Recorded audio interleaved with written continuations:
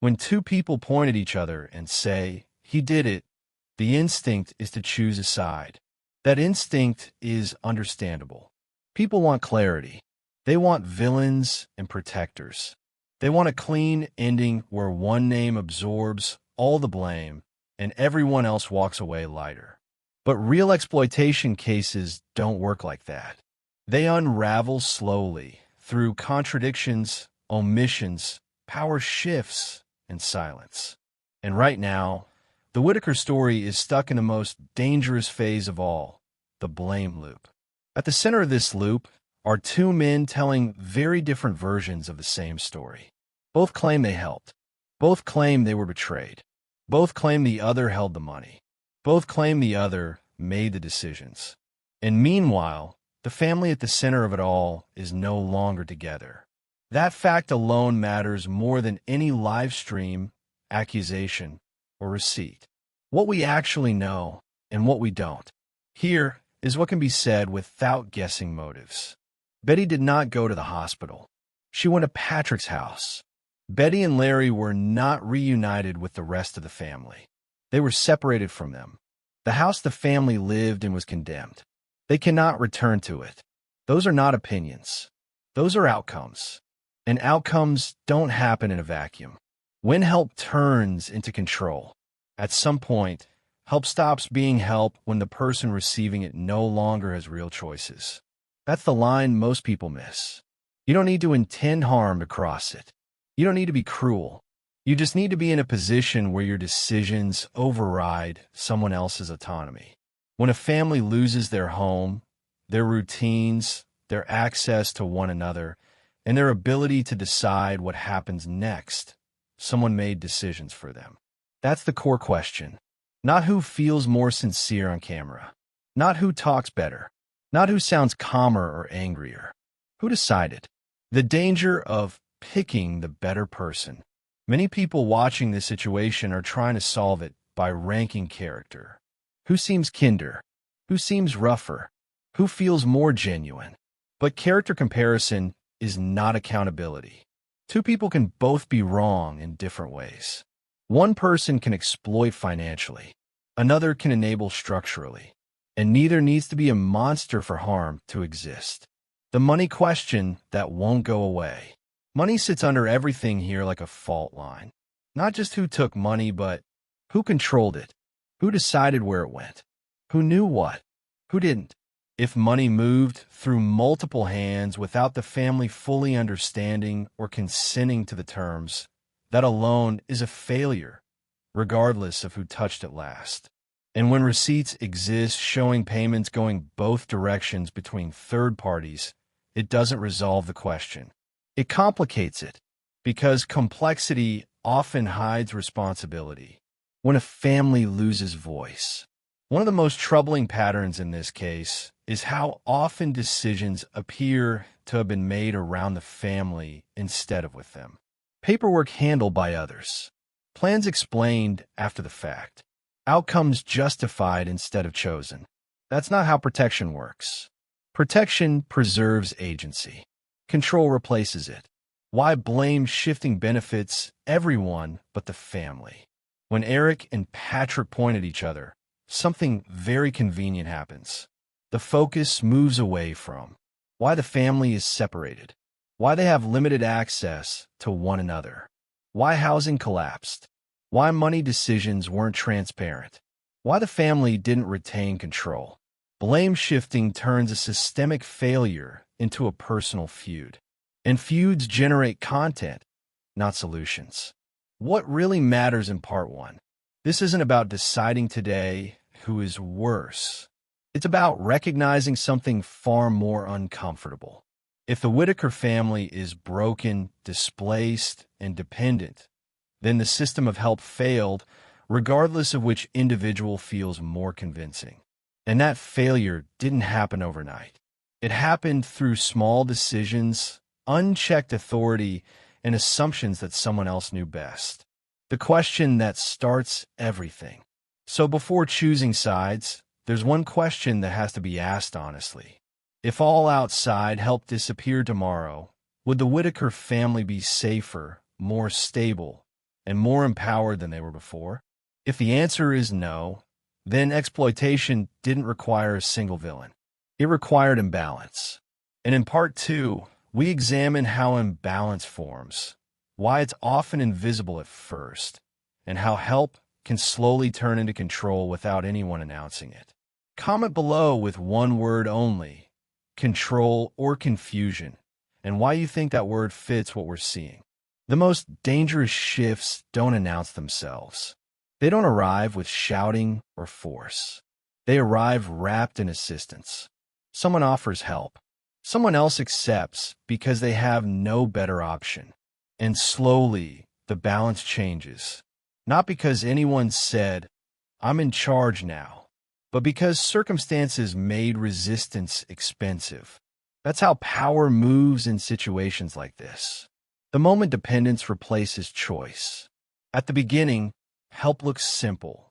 A ride here, a place to stay, someone to handle paperwork, someone to talk to officials. Each individual action feels reasonable, even generous. But together, they create dependency. Once someone controls transportation, they control movement. Once someone controls housing, they control stability. Once someone controls information, they control perception. And once all three exist at the same time, the person receiving help no longer has leverage. Not because they're weak, because they're cornered. Why gratitude silences objection? This is where many observers get it wrong. They say, why didn't they speak up? Why didn't they refuse? Why didn't they leave? Those questions assume choice still existed. But gratitude is a powerful silencer. When someone rescues you during crisis, saying no feels dangerous. You worry you'll seem ungrateful. You worry the help will vanish. You worry things will get worse. So you comply. Not because you agree, because disagreement feels unsafe. When knowing better overrides consent.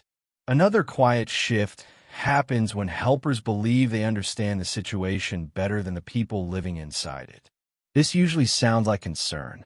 They don't really understand what's happening. This is too complicated for them. I'll just handle it. At first, this feels protective.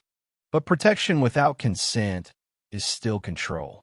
If decisions are made without explanation, without alternatives, without the ability to refuse, agency is gone. And agency is not optional when someone's life is being rearranged. The danger of proxy voices. One of the clearest warning signs in any exploitation case is proxy speaking. That's when someone else becomes the translator of another person's reality. They explain what the family wants. They explain what the family needs. They explain what the family understands. Eventually, the family's own voice disappears. Not because they stopped speaking, but because others spoke over them. This is especially dangerous when the people affected are elderly, disabled, or overwhelmed. Because once someone becomes the voice, disagreement gets framed as confusion or incapacity. When transparency becomes optional. Healthy help systems are transparent by default. Money is explained. Decisions are documented. Timelines are shared. But once power concentrates, transparency often becomes selective. Information is shared when convenient, withheld when complicated, explained after the fact.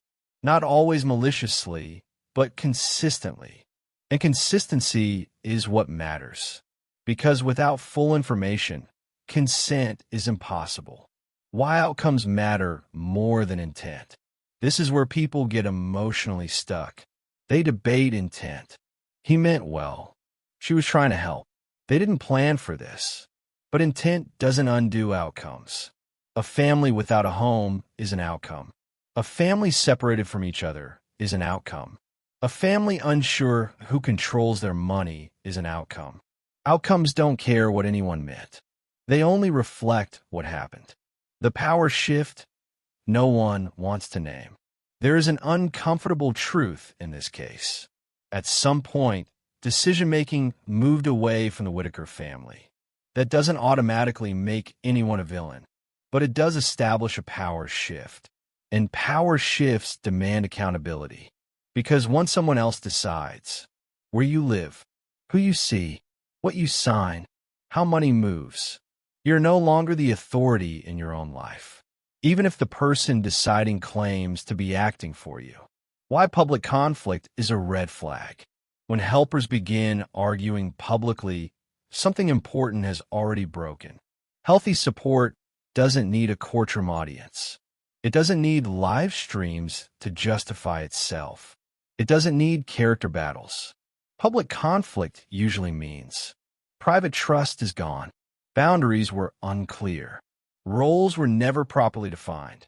And when roles aren't defined, power fills the gap.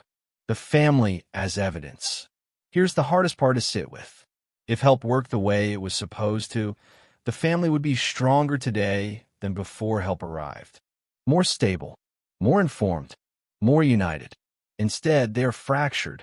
That doesn't mean every person involved acted with malice, but it does mean the system failed.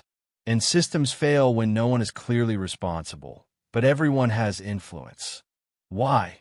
Who to blame is the wrong first question. The right question isn't, who is lying? It's, who had the power to say yes or no? And when did that change? Because exploitation doesn't require theft alone. It requires imbalance plus vulnerability. And vulnerability was present from the start. The warning sign people missed. The warning wasn't the argument. It wasn't the receipts. It wasn't the live streams. It was the moment decisions kept being made for the family instead of with them, without a clear, documented structure protecting their autonomy. That's the point where help stops being neutral. And once that line is crossed, everything afterward becomes suspect. Where this leads next. In part 3, we stop looking at intentions entirely. We examine control points. Who controlled housing? Who controlled money? Who controlled access? Who controlled information? Because exploitation doesn't hide in emotions. It hides in logistics. And logistics leave trails. Comment below, what do you think mattered more here? Dependence or decision-making? One word and why. If you want to understand what actually happened here, you have to stop watching the arguments and start watching the mechanics. Conflict is loud. Control is quiet. People fight when power has already shifted. They argue when trust is already broken. They go public when private systems have failed. So part 3 isn't about who said what online. It's about who controlled what and when. Because exploitation doesn't begin with cruelty. It begins with access. The 4 control points that decide everything. Every exploitation case, no matter how emotional or chaotic, reduces to 4 practical control points. Housing, money, access to people, access to information.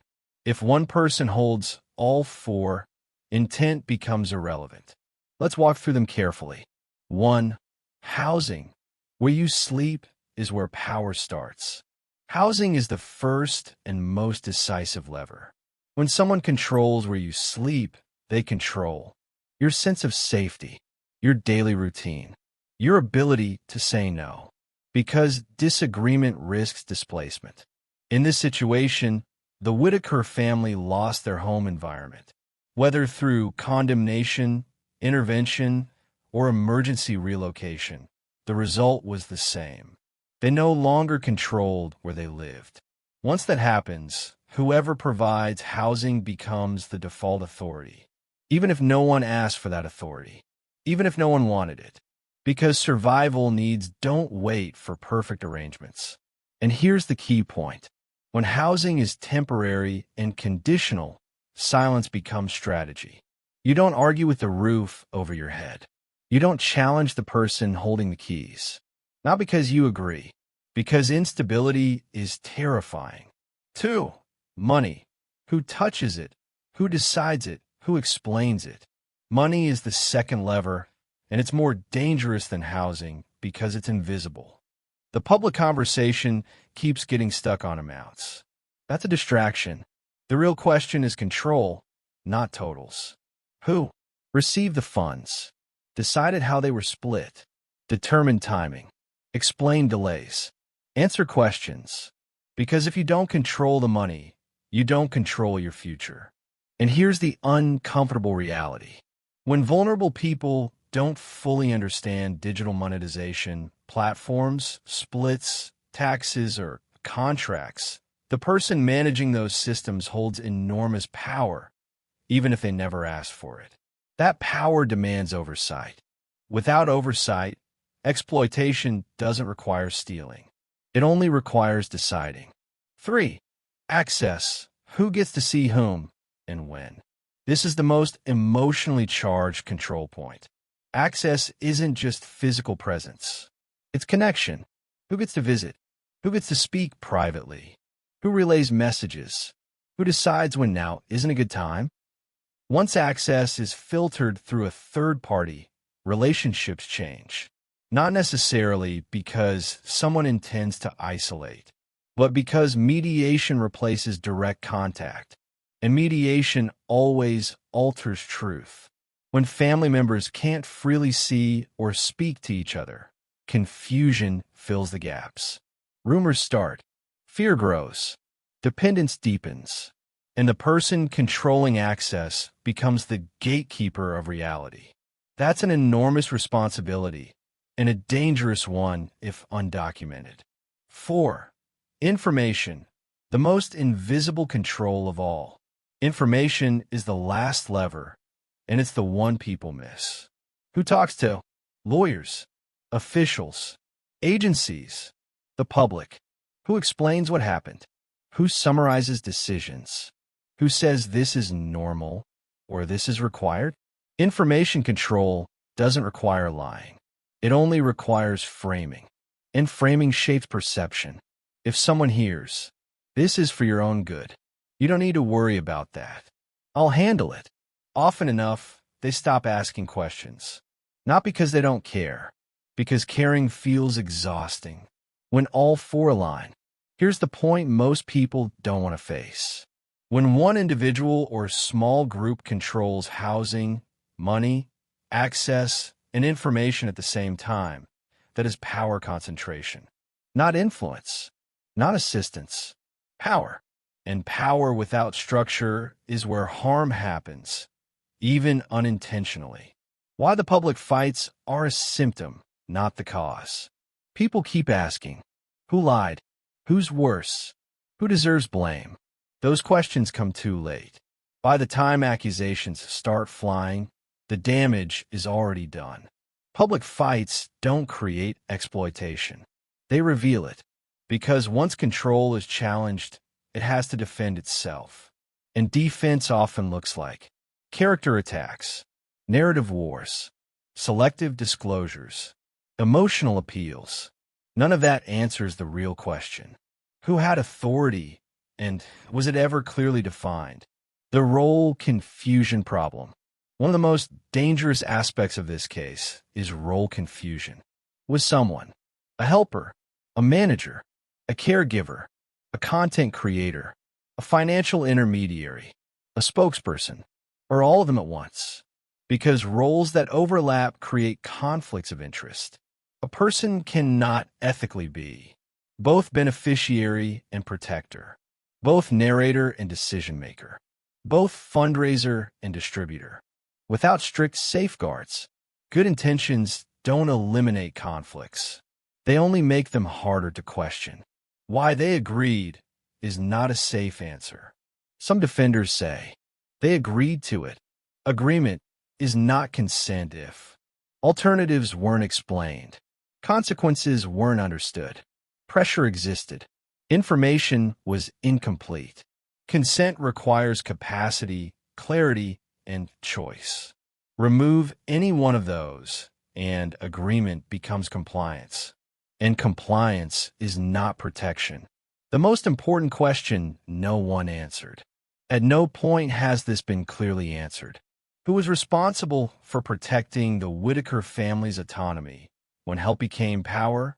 Not helping them, protecting their agency. Who ensured they could say no? They could change their minds. They could access independent advice. They could see their family freely.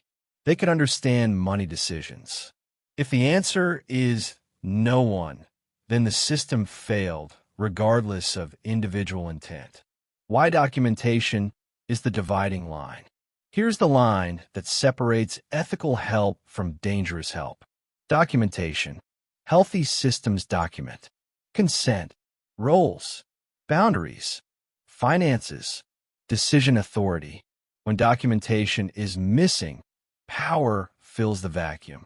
And when power fills a vacuum around vulnerable people, harm becomes likely. This isn't about good versus bad people. That framing is emotionally satisfying and legally useless. The real issue is unstructured authority. People can care deeply and still cause harm. People can mean well and still exploit. People can help and still overstep. Systems protect people. Intent does not. Where this leads, what documents should have existed, what protections should have been triggered, what oversight should have been automatic once money and relocation enter the picture. Because exploitation isn't proven by outrage.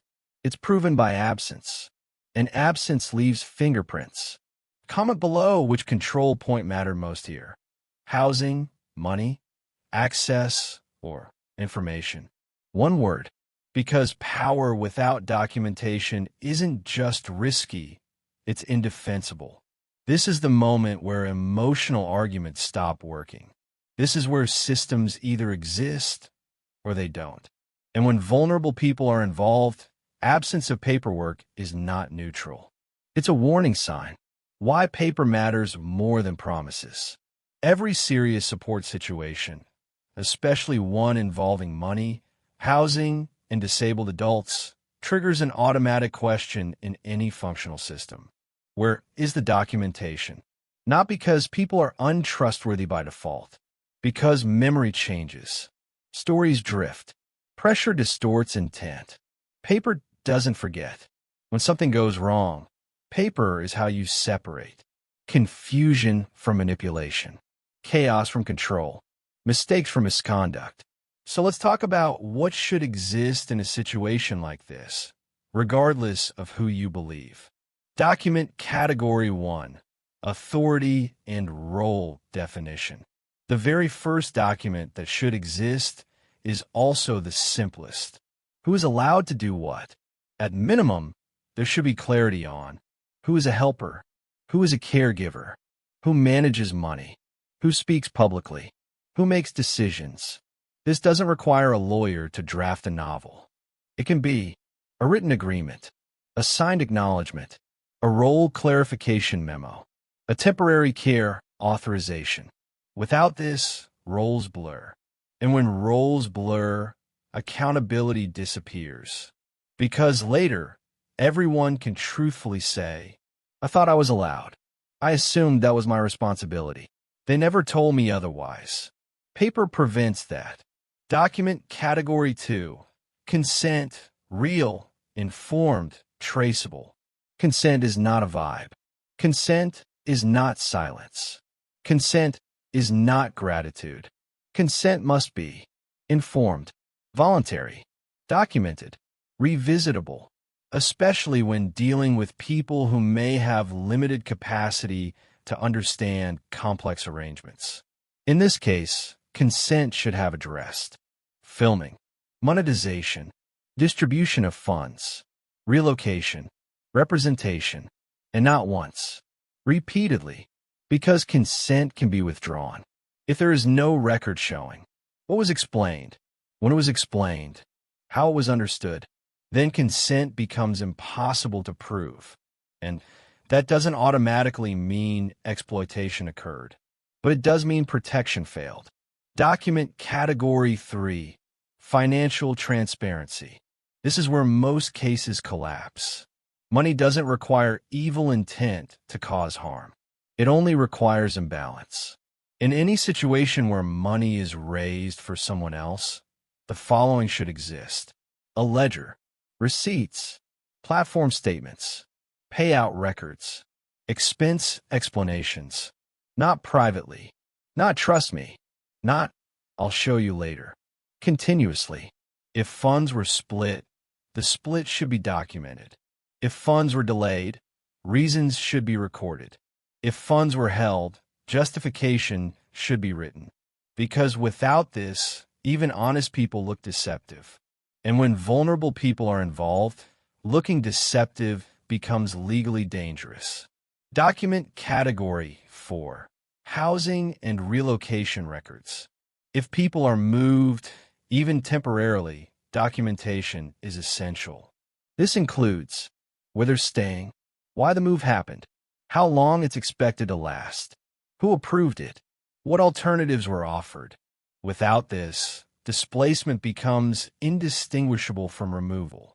And removal, even if well-intended, can traumatize people who rely on familiarity for stability.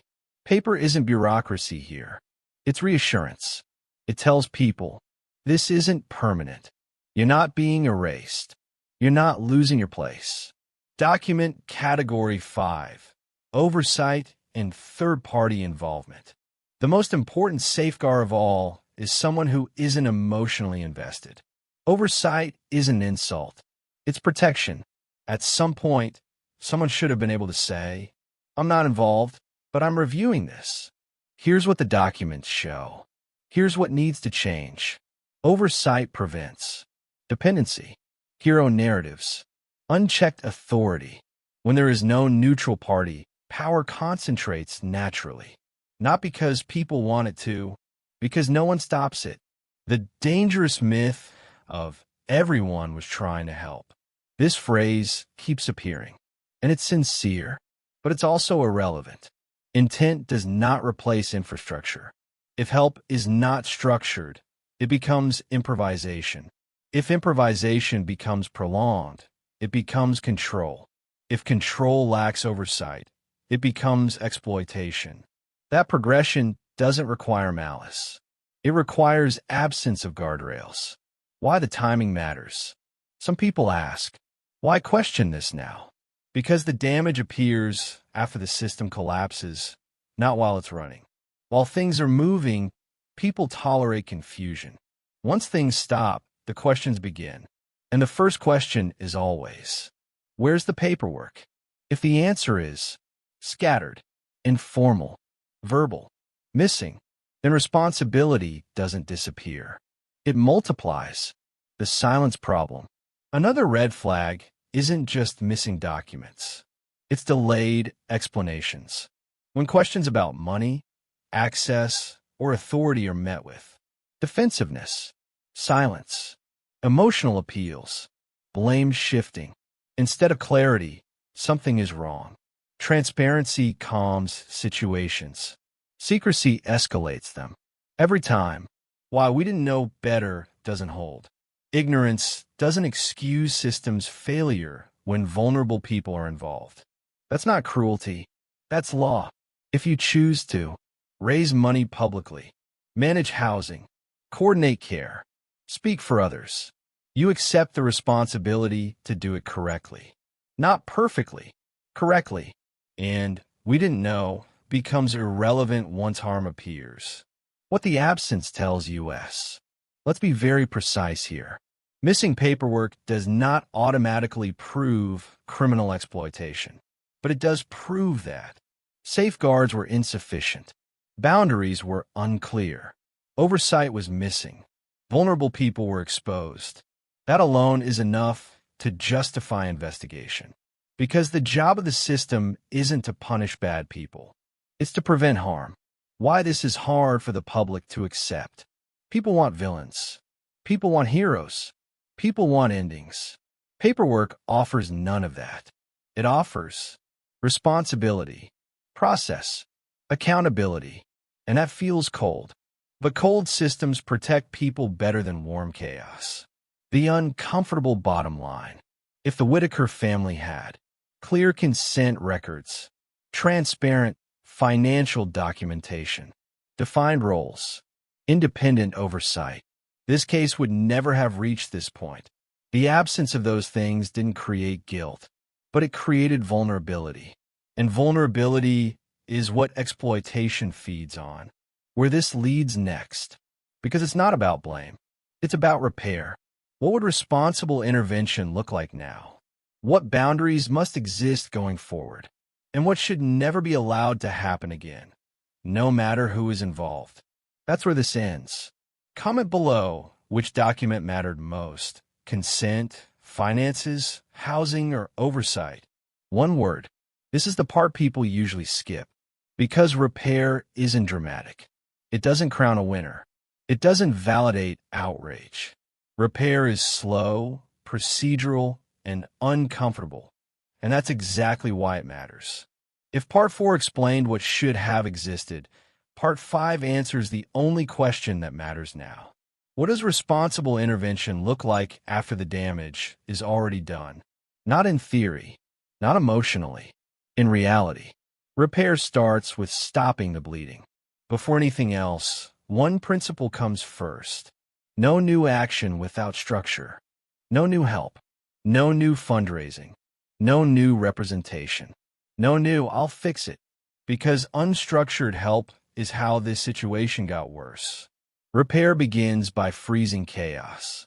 That means no informal money handling, no private decision-making, no solo gatekeepers, no exclusive access. Until rules are clear, nothing moves. Step 1. Remove personality from power. The single biggest failure here was personality-driven authority. People trusted individuals instead of systems. They followed confidence instead of documentation. They accepted familiarity instead of verification. That cannot happen again. Repair requires one non-negotiable change. No single person can be the conduit to the family. Not a content creator, not a helper, not a good guy, not someone with history. Access must be shared, monitored, and conditional. This protects the family and the helpers. Step 2. Establish a single verified authority channel. Chaos thrives when everyone thinks they have standing. Repair demands clarity.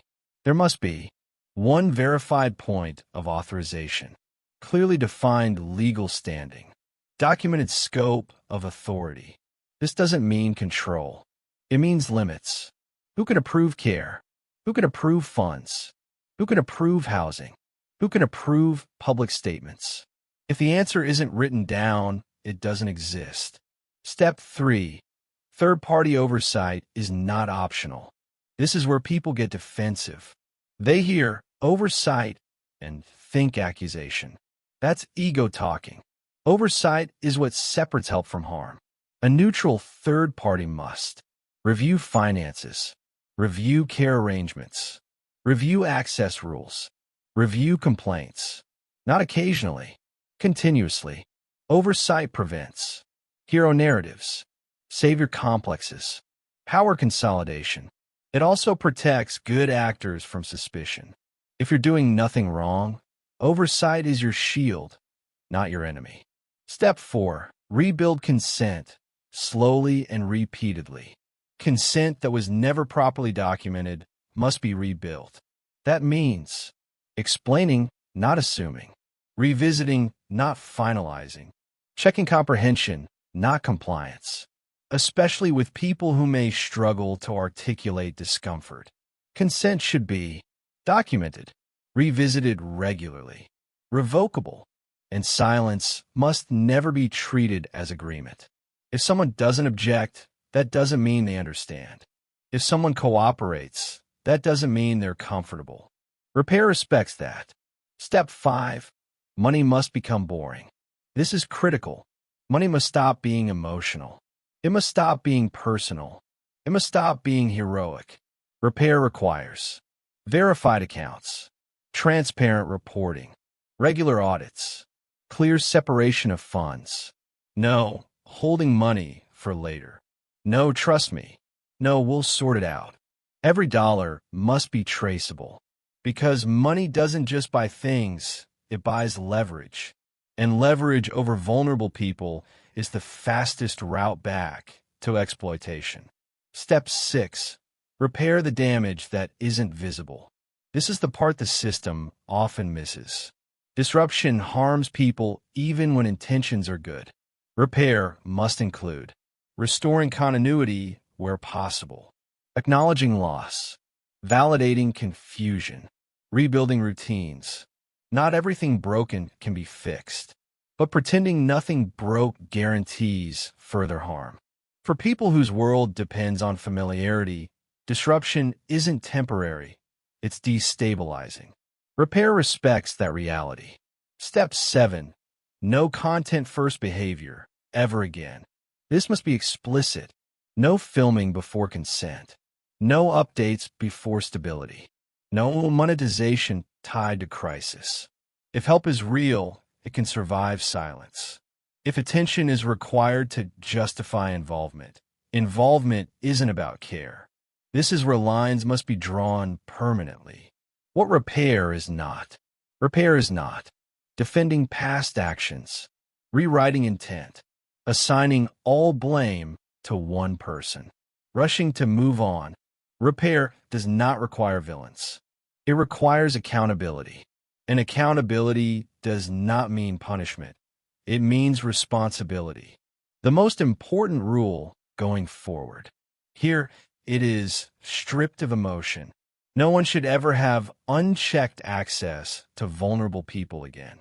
Not because people are bad, because people are human. Power plus access plus money plus attention, without oversight, will always produce harm. Always. Why this matters beyond this case. This isn't just about one family. This is a case study in what happens when internet attention replaces structure, compassion outruns safeguards, and systems arrive after damage instead of before. If this ends without change, it will happen again to someone else. Different names. Same pattern. The quiet truth. Everyone involved may genuinely believe they were helping. That doesn't change the outcome. Protection isn't about belief. It's about systems that hold up under pressure. And pressure always comes.